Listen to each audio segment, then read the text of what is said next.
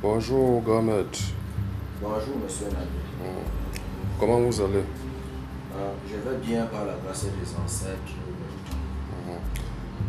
Vous savez que ça a toujours été une très grande joie pour moi de venir auprès de vous. Parce que quand il y a une compréhension par rapport à tel thème, la seule idée qui me vient en tête, c'est de me rapprocher de vous. Et l'idée qui est venue est celle de savoir qu'est-ce que la mort. Qu'est-ce que la mort? Parce que la mort est un mystère. Donc, qu'est-ce que vous pouvez nous dire par rapport à ce thème? Ok, monsieur Nabil. Je suis très content de votre présence dans mon bureau aujourd'hui pour ce sujet très important que vous évoquez, la mort.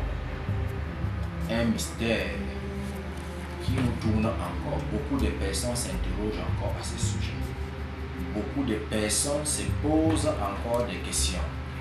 La mort marque la séparation de l'âme et de la vie. Vous devez comprendre que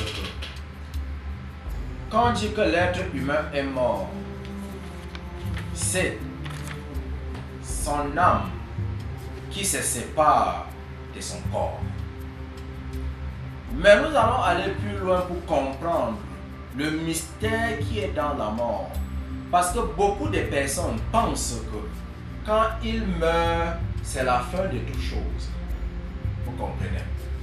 C'est la fin de toute chose. Beaucoup de personnes se disent que quand ils meurent, tout est fini. Attention, la mort que vous voyez là n'est que la mort du corps physique. Mais le reste continue à vivre. C'est l'évolution. Je pourrais changer. Au lieu de parler de la mort, j'aimerais plutôt qu'on dise l'évolution, monsieur Nabil. Parce que l'homme ne meurt pas. L'homme évolue. Vous comprenez un peu. Bon, au sujet de la mort, quand l'être humain meurt, il y a une possibilité pour lui de vivre. Il vit parce que pour mourir, il faut vivre. La mort est une partie de la vie. Vous comprenez?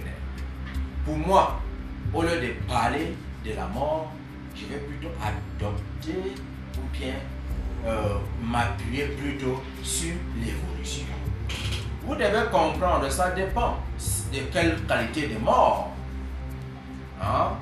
Bon, quand l'être humain, par exemple, est vendu dans la sorcellerie, il est vendu dans le pont, il est vendu dans le maya, il est vendu dans le funda, il est mort. Vous comprenez? Nous l'enterrons derrière la maison. Et plus loin, on le réveille. Il va dans un monde où il travaille, il va dans un monde où il va continuer à vivre pour attendre le temps. Vous comprenez? Quand l'homme n'a pas encore subi le temps, il ne peut pas mourir. Pour que l'homme puisse mourir, l'homme doit subir le temps. Mais quand l'homme va dans ces milieux-là, quand on lui a vendu, il continue à vivre. Il continue à évoluer. Il continue à faire des mêmes mouvements. C'est juste parce que les gens pensent que le monde des morts, c'est un autre monde. Mais le monde des morts, c'est le même monde avec le monde des vivants. C'est juste que le mort a la capacité de développer pour voir le vivant. Non? Le vivant n'est pas préparé, n'est pas prêt pour le recevoir. Le vivant ne le voit pas. Nous partageons un même monde et nous voit, nous ne le voyons pas. Vous comprenez un peu?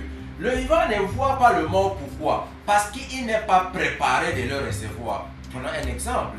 Vous avez perdu votre grand-père que vous aimez bien.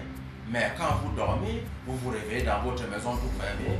Quand vous sortez au salon, votre grand-père est assis. Il vous dit bonjour, monsieur Naki. Mais il faut être très sûr si vous n'allez pas suivre.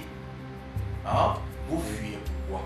Parce que vous comprenez qu'il devient déjà un être qui ne peut plus partager le même espace avec vous. Ok. Bon, vous savez que lorsque nous voyons, nous voyons encore peut-être un défunt qui revient encore à la vie, nous avons peur juste parce qu'on se dit que il ne s'agit pas de la même personne. Voilà, bien qu'il soit réel, mais vraiment, nous les vivants, nous ne pourrons pas accepter que c'est lui. Bon, ça va, nous allons revenir, nous allons toucher un peu la nécromancie.